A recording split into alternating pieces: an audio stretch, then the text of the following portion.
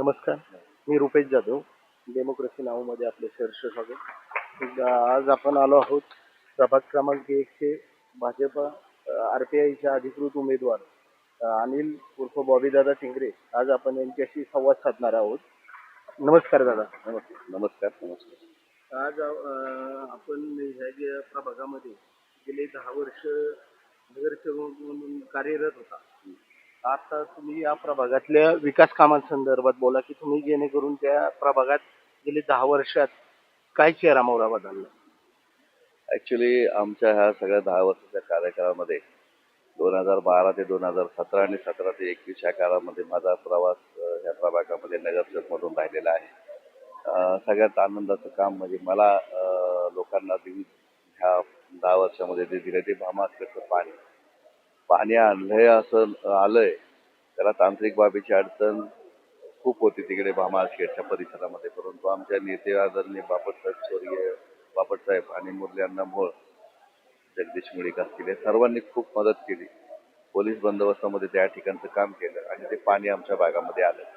आणि पाणी आल्याच्या अगोदर आम्हाला भामासखेडच्या माध्यमातून 4 टाक्या, पाण्याच्या टाक्या करायला लागल्या आणि त्या टाक्या पूर्ण झाल्या आणि आमच्या सगळ्या टाक्या पाण्याच्या भरून वेगवेगळ्या भागामध्ये आमचं पाणी आता सुंदर पद्धतीने वितरण आहे. आता पाण्याची समस्या फार मोठी होती, ती सुटली आमच्या ह्या कार्यक्रमामध्ये. दुसरं आमचं भामासखेडचा पाण्याचा जो विषय झाला त्याच्यानंतर आम्हाला असं वाटतं की दुसरा सगळ्यात मोठा विषय, आमच्या भागामध्ये इंग्लिश माध्यमाची शाळा नव्हती.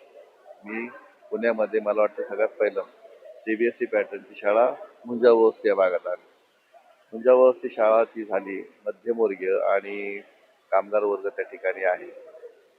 अशा लोकांना खाजगी शाळेमध्ये, अशा विद्यार्थ्यांना खाजगी शाळेमध्ये 50,000 60,000 अशी फी. परंतु त्या भागामध्ये मी शाळा केल्यानंतर पुणे महानगरपालिकेमध्ये अतिशय मोफत शिक्षण, युनिफॉर्म आहे, सगळं आहे आणि CBSE पॅटर्न असल्यामुळे आज एका 500 विद्यार्थ्यांनी त्या ठिकाणी प्रवेश घेतला. विचार करा किती पैसे ह्या गरिबांचे वाचले. ही शाळा माझ्यासाठी किती महत्वाची. 30 एकरमध्ये मी धानोरी भागामध्ये अतिशय सुंदर उद्यान विकसित करतोय. वन विभागाची जागा आहे. महानगरपालिका आणि वन विभाग संयुक्तरित्या ते काम करतायत.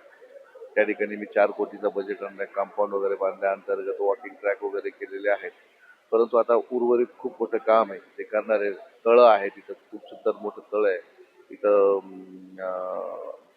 योगासन म्हणा, हे बाकीच्या सगळ्या गोष्टी, वॉकिंग ट्रॅक म्हणा, पर्यावरणासाठी जागा, सहलीसाठी लहान मुलांना रोपवे वगैरे असं सुंदर करणारे आहे. तो एक ड्रीम प्रोजेक्ट आहे. मी पूर्ण पुण्यामध्ये मेट्रोचं विस्तारीकरण होते, पण आपल्या विश्रांतवाडी आळंदी भागाला मेट्रो नाही, म्हणून त्याचा पाठपुरावा केला आणि अखेर ती मेट्रोची मान्यता घेतली. आता त्याची आखणी चालू आहे, अलाइनमेंट चालू आहे, आखणी चालू आहे. ती आखणी 1-2 महिन्यामध्ये होऊन जाईल, 2-3 महिन्यामध्ये मग बजेट प्रोव्हिजन होईल आणि मग त्या अनुषंगाने आम्हाला त्या ठिकाणी आपली मेट्रोचं काम चालू होईल. आनंदाची बागेत माझ्या प्रभागात तुमची जाते तिचा पाठपुरावा मी करतो. STP प्लॅन्ट, तुम्ही स्थायी समितीला असताना 11 STP प्लॅन्टची मान्यता झाली. कोण पहिलं जागा देत आहे आम्ही देतो ह्या भागामध्ये. तर पहिला मी स्टँडिंगचा सदस्य होतो की पहिली जागा सर्टिफिकेटची तिथे दिली आणि आता STPचं काम 60% झालं. 40 MLD स्वच्छता, 40 MLDचा तो प्लॅन्ट पण मी आणण्याचं काम केलं. बाकी आता बहुतेक स्विमिंग टँक केला, बॅडमिंटन कोर्ट केलंय, त्याच्यानंतर बहुतेक सुविधा असतील, रस्ता, पाणी, ड्रेनेज हे तर मी खूप केले आपल्या भागामध्ये. त्याच्यामुळे मला असं वाटतं की पोलीस चौकीची स्थापना केली, पोस्ट ऑफिसची स्थापना केली, असं अनेक काम आहे सांगायला ज्याच्यात खूप आहे. पण बेसिक ह्या सगळ्या मोठ्या गोष्टी मी आपल्याला सांगितल्या की ह्या 10 वर्षाच्या कालखंडामध्ये इतकं असं चांगलं काम करतो. कळसमधल्या पाण्याची टाकी असेल, गणेशनगर पण पाणी वितरण सुलभ करून देण्याचं काम असेल, सगळी कामं मी केलेली आहेत. त्याच्यामुळे मी माझ्या कामात समाधानी आहे. त्याच्यामध्ये 2 वर्ष कोविडचे गेले. त्या कोविडच्या कालखंडामध्ये सुद्धा मी एकमेव नगरसेवक असतो तर 20,000-30,000 लोकांना धान्याचे किट वाटणे असेल किंवा त्यांना रोजचं 4,000 लोकांचं रोजचं जेवण करण्याचं असेल. 9,000 लोकांना मी डोस स्वतःच्या खर्चाने दिलेले आहे. स्वतःच्या खर्चाने 9,000 लोकांना डोस देणारा मी पुण्यातला एकमेव नगरसेवक असेल. त्यामुळे त्यावेळेसही कोविडच्या काळात आम्ही आणि आमची टीम, माझा जो प्रतिष्ठान, त्या फील्डवर होतो आम्ही. त्याच्यामुळे मला असं वाटतं की ह्या 10 वर्षाच्या कामात मी स्वतः समाधानी आहे.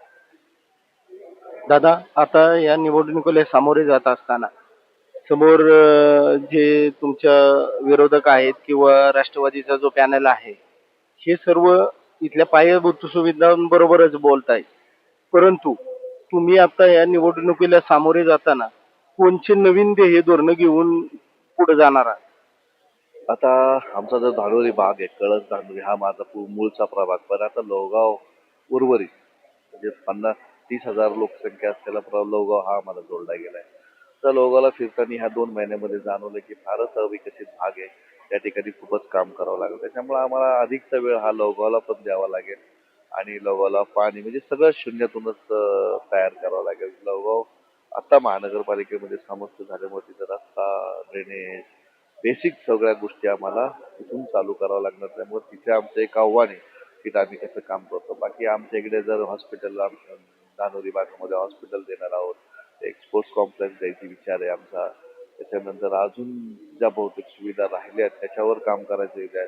काम संपत नसतं, पण नवीन नवीन कामं येत असतात. त्या अनुषंगाने आमच्या मागच्या टर्ममध्ये आम्हाला काय कमी पडलो, आम्ही कुठे कमी पडलो, तर आपण नागरिकांनी निवडून दिलं तर येणाऱ्या काळामध्ये उर्वरित ही सगळी कामं जी आमच्या मनामध्ये कल्पनेमध्ये आहेत, आम्ही लोकांना चांगलं काय देऊ शकतो, ती सगळी पूर्ण करण्याचा प्रयत्न आम्ही करू. धन्यवाद दादा.